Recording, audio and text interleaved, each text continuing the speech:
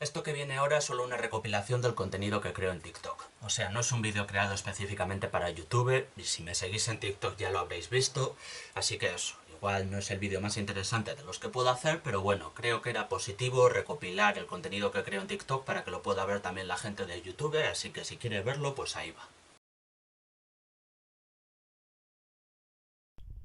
Bueno, hacéis bien en tener en cuenta esto.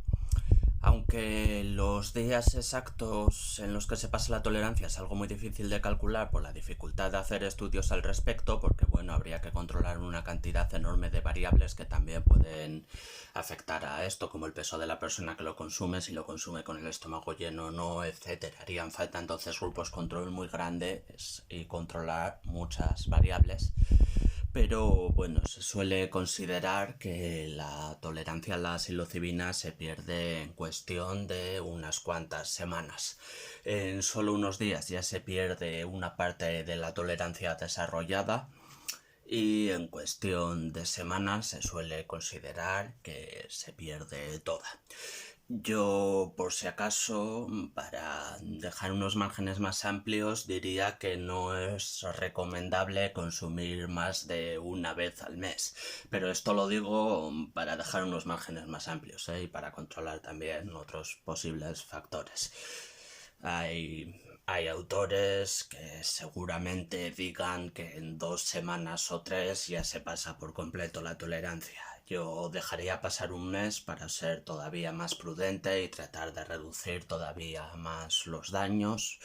Es la cantidad que recomendaría en alucinógenos en general, no solo con psilocibina, sino los alucinógenos por el tipo de experiencia que producen, por la tolerancia que se desarrolla y para disfrutar más la experiencia, pues yo diría que lo recomendable es no consumir más de una vez al mes y así también se eliminan algunos posibles peligros.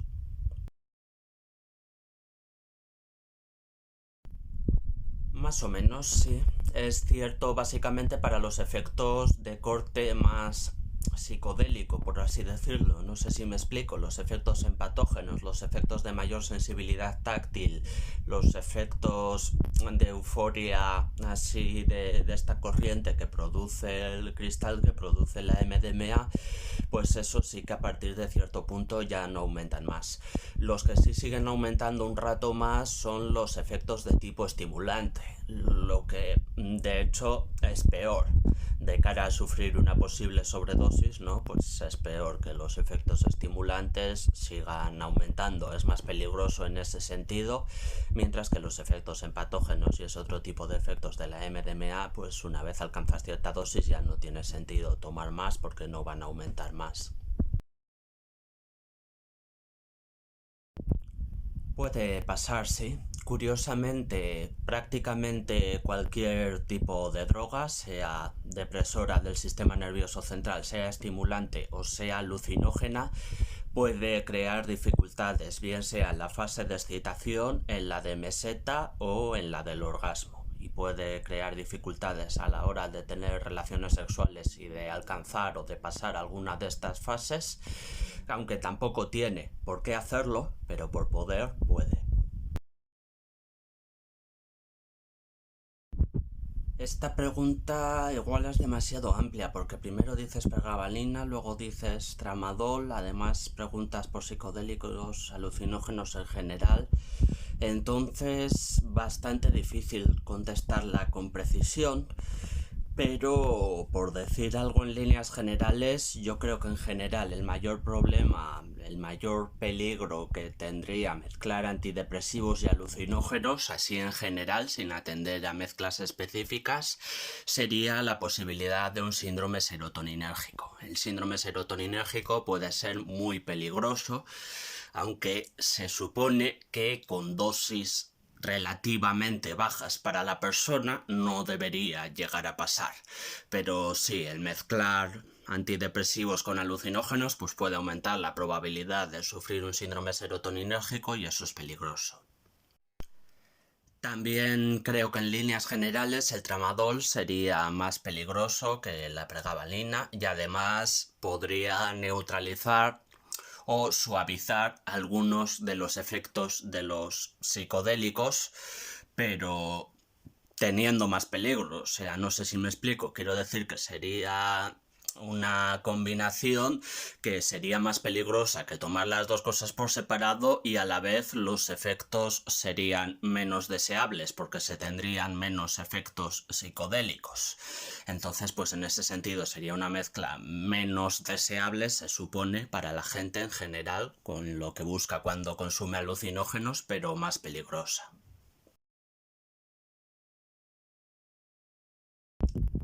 No exactamente, pero bueno, dando por hecho que las pastillas sean de MDMA, que supongo que es a lo que te referías, pues en algunos efectos sí podría pasar.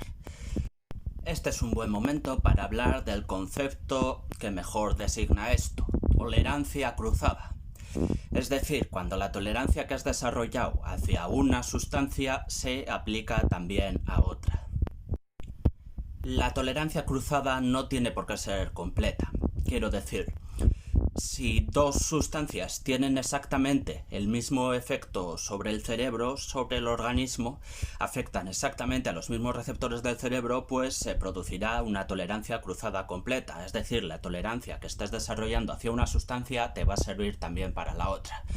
A menudo, cuando hablamos de sustancias con distintos efectos y tal, pues lo que nos encontramos es una tolerancia cruzada para algunos de los receptores, pero no para todos. Es decir, si una sustancia, por ejemplo, en este caso la MDMA, que se podría ingerir en pastillas y que supongo que es a la que te referías, tiene efectos estimulantes por un lado y efectos psicodélicos por el otro, por así decirlo, se entiende lo que quiero decir con psicodélicos, supongo, pues los efectos psicodélicos seguramente se deban a ciertos receptores del cerebro, y la tolerancia que consumiendo MDMA se cree hacia esos efectos, pues también se va a aplicar a algunos de los efectos de la psilocibina, de la psilocina, algunos de los efectos que producen las setas, vamos. Entonces, resumiendo, en este caso, pues para algunos efectos sí podría producirse cierta tolerancia, y muchas veces a la hora de tomar distintas sustancias pues nos vamos a encontrar con esto: tolerancia cruzada en algunos de los efectos de la sustancia, pero no en todos.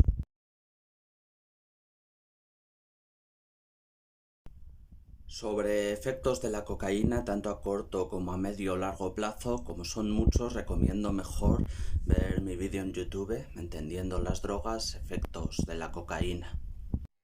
También es verdad que se está produciendo una situación un poco rara, porque por primera vez tengo más seguidores en TikTok que en YouTube, lo que lleva a que mucha gente que me sigue en TikTok no sepa que tengo un canal de YouTube y haga preguntas que se responden mejor en el canal y de las que hablo mejor en el canal.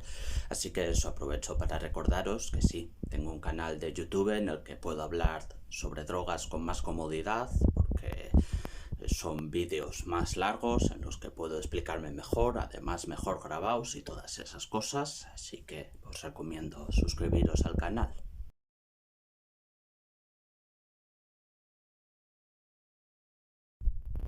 Bueno, dentro de lo que cabe no es mala estrategia. O sea, los opiáceos son sustancias bastante peligrosas porque tienen un potencial de adicción que llega a ser bastante peligroso. Eso es uno de sus principales peligros. También la posibilidad de una sobredosis. Entonces lo ideal sería evitar los opiáceos. Pero puestos a consumirlos, pues entiendo que el seguir una estrategia de dejar descansos de 2 semanas ayuda bastante a evitar la posibilidad de una adicción. No es una técnica infalible, pero por lo menos se ve cierta reducción de daños y no estamos poniéndonos en lo peor. Lo que yo añadiría a eso es tratar de no asociarlos a ningún momento en concreto.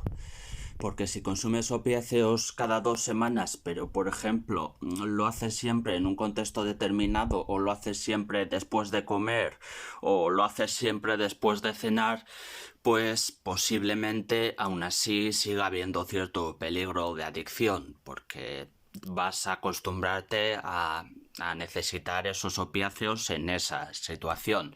Y después, pues siempre después de comer o después de cenar, etcétera, pues tendrás cierta necesidad de opiáceos, lo que es un poco peligroso.